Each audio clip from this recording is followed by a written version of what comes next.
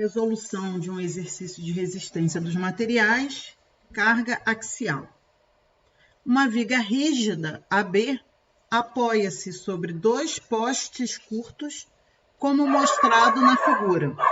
AC é feita de aço e tem diâmetro de 20 milímetros. BD é feito de alumínio e tem diâmetro de 40 milímetros. Determinar o deslocamento do ponto F em AB, se for aplicada uma carga vertical de 90 kN nesse ponto. Admitir módulo de elasticidade do aço 200 GPa e para o alumínio 70 GPa. Então, trata-se de um exercício de carga axial para as barras AC e BD. Tá? Esses são os elementos, esses postes curtos, né? É que são os elementos efetivamente sujeitos ao esforço axial, à carga axial. Então, para eu chegar lá, né, eu vou desmembrar essa estrutura no diagrama em duas, né? Ou melhor dito, em três, na viga que está apoiada em cada um desses postes. E aí, tendo o diagrama de corpo livre da viga, eu vou conseguir calcular as reações de apoio que esses postes exercem sobre a viga. E pelo princípio de ação e reação, vou encontrar, então, quais são as cargas axiais agindo em cada elemento vertical. Tá? Para aí, sim, determinar os alongamentos ou encurtamentos, que a gente vai ver, né, qual é a natureza do esforço agindo nessas barras, e então calcular deslocamento de ponto, ok? Então vamos para a primeira etapa, que é, tá? Então tá aqui, ó, o diagrama de corpo livre da viga. Então aí eu começo com o exercício que calculando as reações de apoio, né, nas extremidades A e B da viga. Aqui eu vou chamar de RA, reação em A, aqui eu vou chamar de reação em B. Observe que, como eu não tenho nenhuma carga horizontal, eu não terei reação horizontal, tá? Então, só tem que determinar essas duas reações verticais. Eu tenho um equilíbrio de corpo rígido para resolver, né? Equilíbrio de corpo rígido. Eu tenho três equações: somatório das forças em x igual a zero, somatório das forças em y igual a zero, somatório dos momentos em torno de qualquer ponto a escolher igual a zero.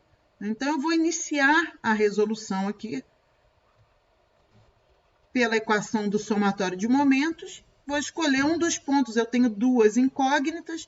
Para eu resolver uma incógnita em uma equação, eu escolho um dos pontos aqui onde eu tenho uma das incógnitas, né? Que aí ela não entra na equação. Então, vou escolher o ponto A, somatório dos momentos em torno do ponto A igual a zero, né? Vou adotar um sistema de sinais, aqui um sistema cartesiano para os sinais e momentos positivos da seguinte maneira: forças horizontais para a direita, forças verticais para cima, momento no sentido anti-horário. Esses são os meus sinais positivos para o cálculo das reações de apoio. Então, quem gera momento em A é a reação B, ela gera um momento no sentido anti-horário, portanto, positivo. Do valor, de que valor? O valor da força, RB, vezes o braço de momento, que é a distância do ponto até a linha de ação da força. Aqui eu tenho 200, aqui eu tenho 400. Então, ao todo, a distância são 600 milímetros. Quem mais gera momento em torno do ponto A? A força, a carga aplicada de 90 kN, ela gira, né? Ela tende a fazer uma rotação no sentido horário, portanto, negativa. De que valor? O valor da força vezes o braço de momento, que é essa distância aqui de 200. Isso tem que ser igual a zero, portanto, a reação em B vale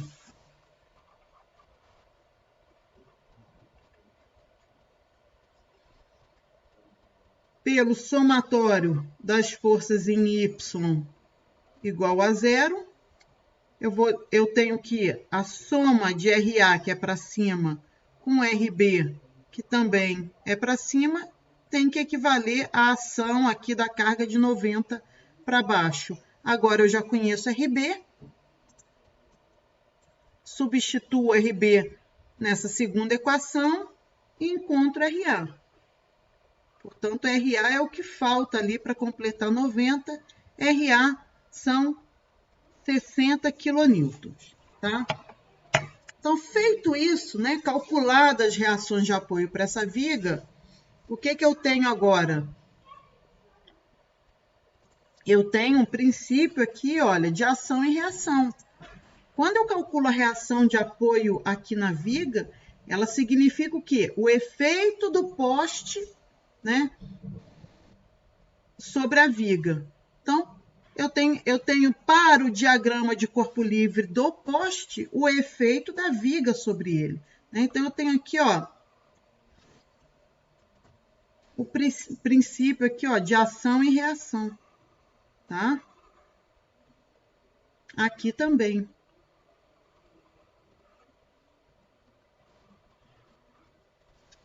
Então, se o poste, né, faz uma força para cima aqui em A, é porque a viga transmite para o poste uma força para baixo.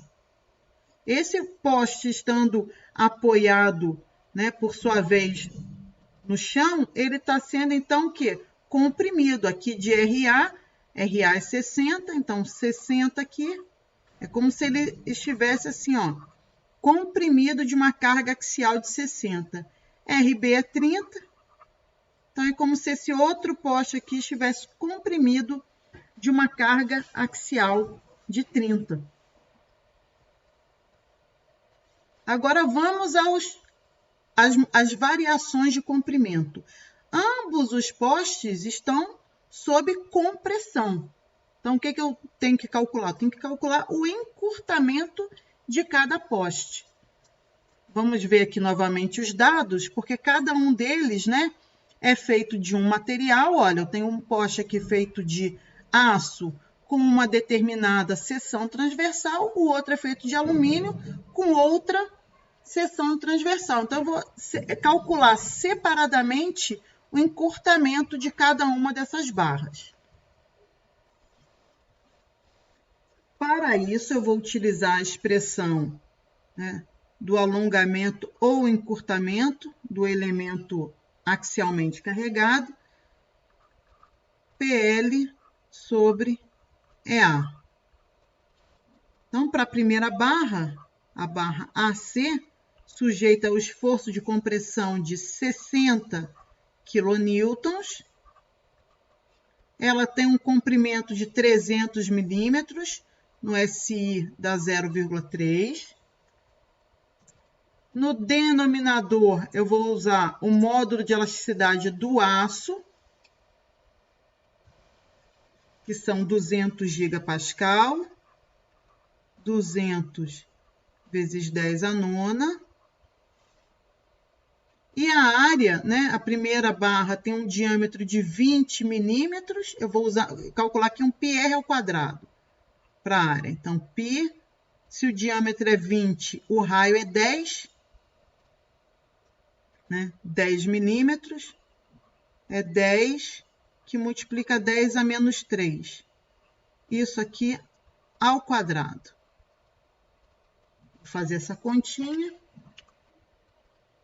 E eu encontro em notação científica aqui com 3 algarismos significativos, 2,86, 3 algarismos significativos, né?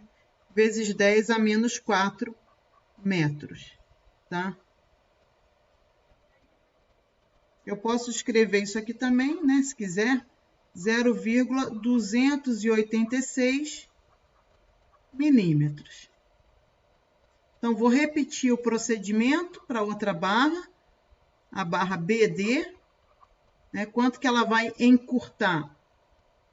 Ela está sujeita a uma força de 30, né? Olha aqui, barra BD.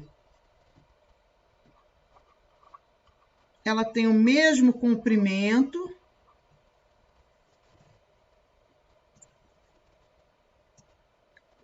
No denominador, agora, eu vou usar o módulo de elasticidade do alumínio.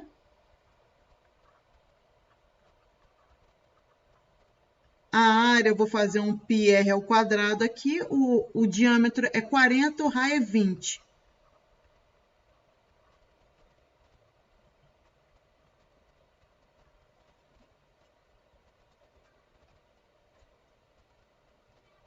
Em notação científica, com 3 algarismos significativos, eu cheguei em 1,02 vezes 10 a menos 4, que é aproximadamente 0,102 milímetros. Ok? Então, eu já sei o quanto desloca, né? Já que a barra AC encurta, o nó A vai descer 0,286 milímetros. O nó B desce menos, né? 0,102 milímetros. Então, eu tenho o quê? Essa minha viga aqui vai ter, como tem 2 deslocamentos diferentes, ela vai inclinar. E o que ele está pedindo é o deslocamento do ponto F. Então, vou precisar o quê? Encontrar, por semelhança de triângulo, já que a barra AB é rígida, né? Ela inclina aqui numa reta. Por semelhança de triângulos, eu encontro o deslocamento do nó F. Tá? Vamos enxergar aqui, isso já está desenhado. Então, o que está desenhado aqui? Ó? O deslocamento do nó A desce aqui, ó. Esse total de 0,286. B desce menos, 0,102 milímetros. Então, esse desceu até aqui, esse desceu aqui. A nossa viga, olha, ficou inclinada.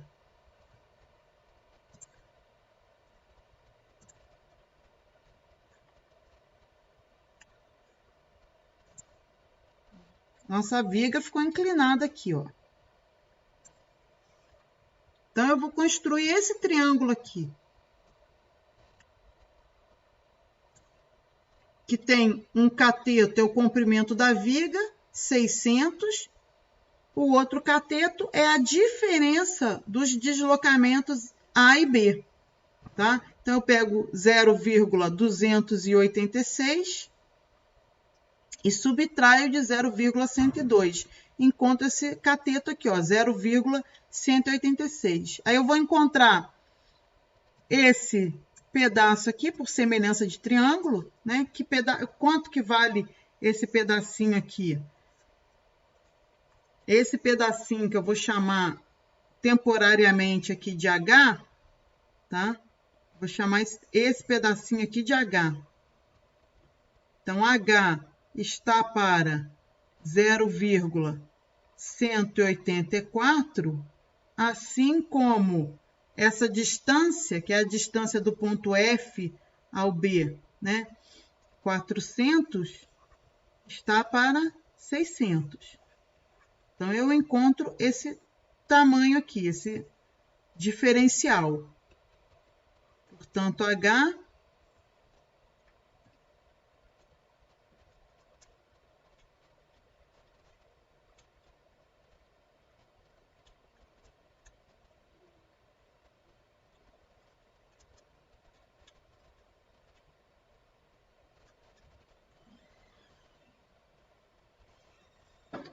0,123 milímetros. Então, qual é o deslocamento do nó F, desse ponto F? Né? É a soma de 0,102 com 0,123. Eu vou colocar aqui, ó, calcular aqui, ó, ΔF, deslocamento.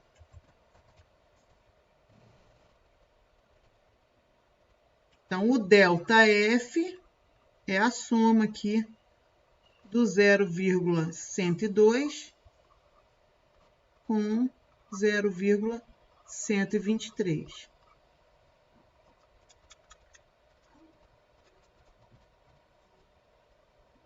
Resultando em 0,225 milímetros. E assim a gente responde ao que foi solicitado neste exercício. Qualquer dúvida, por favor, me pergunte no nosso encontro. Até lá!